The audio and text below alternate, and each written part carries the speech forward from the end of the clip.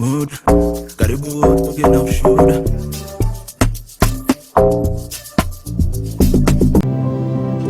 Bonjour mesdames, bonjour messieurs, bienvenue encore une fois sur votre radio Kivu Stars FM. C'est bien sûr l'invité de la zone, un plaisir de recevoir Monsieur Emery Kaongia, un jeune de la ville de Goma, philanthrope également, les PDG de la fondation qui porte même son nom. On va essayer un peu de savoir qui il est en vrai à travers bien sûr certaines images que nous allons juste lui présenter.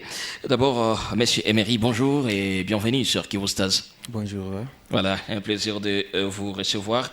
On va essayer un peu de comprendre qui vous êtes réellement. Mais avant tout, pour quelqu'un qui n'a jamais entendu parler de vous, comment est-ce que vous présentez? Oui, ma présentation pour celui qui n'a jamais entendu parler de moi, c'est assez simple. Je suis avant tout un citoyen du monde, cinéaste des fois, poète parfois, écrivain aussi de temps en temps, mais surtout humanitaire maintenant. Oui, aussi un entrepreneur. Voilà, et quelqu'un de normal, quoi. Ah, d'accord. Oui, justement. Alors, on va essayer un peu de savoir en vrai qui vous êtes, parce que dans cette émission, on découvre le parcours de quelqu'un à travers de différentes images que nous sélectionnons, parce que nous savons que derrière chaque image, il y a toujours une histoire. Exactement. Nous allons prendre certaines images et voilà, vous allez peut-être nous raconter les histoires cachées derrière ces images. Ah oui. On va démarrer par cette image. Wow, vous avez vraiment fait des recherches. Hein. Ouais, Alors, ça c'est vous. ça, c'est moi exactement. Là, c'est ici à Goma. Ouais. Là, je crois que j'ai 4 ans ou 3 ans.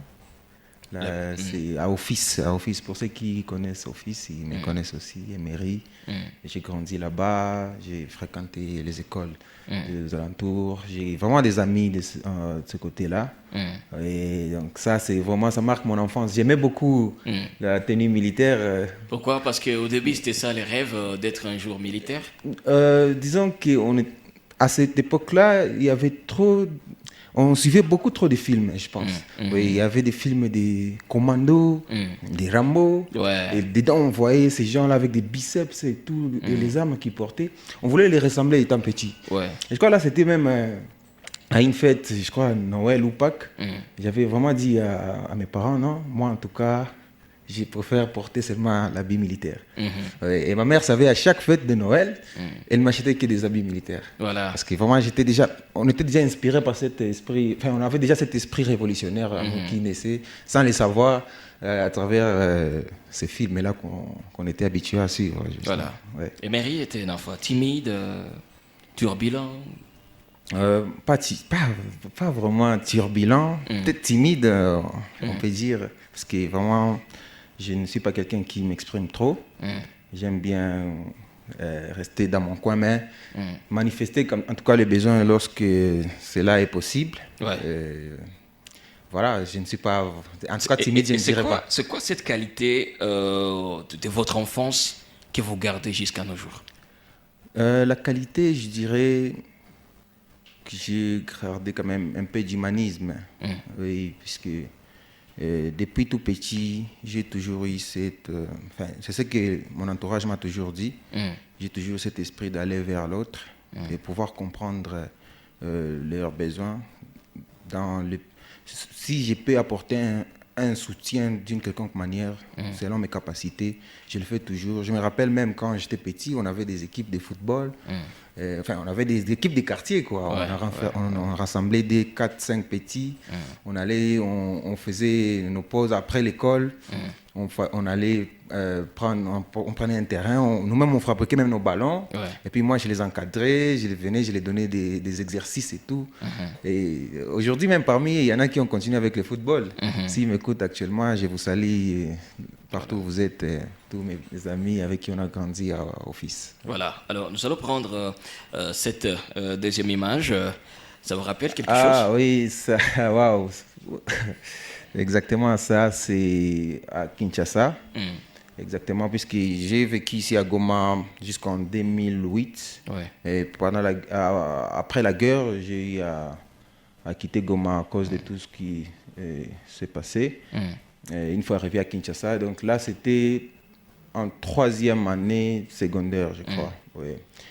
À l'école Bokele-Ale, où j'ai fait mes études secondaires. Voilà. J'ai quitté ici, je venais d'obtenir mon diplôme.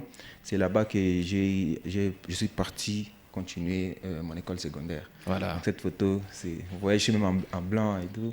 Et à l'époque, c'était quoi votre plus grand rêve?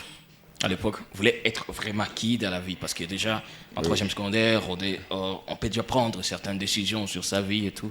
Exactement. Alors moi, j'ai toujours été, on va dire, inspiré par les lettres. J'ai toujours voulu être quelqu'un un grand écrivain. Et ça, c'était un rêve, on va dire, scientifique. Okay. Mais on avait les rêves que tout le monde a, les rêves communs. Je voulais être footballeur. Et là, j'étais vraiment à fond dans le football, puisque j'ai joué déjà dans une équipe. Là, je crois, je suis en 3e et je faisais la 2e division, je crois, à Kinshasa. Et j'étais vraiment très fort. Et c'était ça mon rêve, les rêves qui m'animaient. Mais entre-temps, j'ai continué toujours à gratter quelques lignes, des scénarios, et tout ça, et des poèmes. En tout cas, et ça vous arrive, pour le moment, ça vous arrive parfois à relire vos poèmes vraiment anciennes?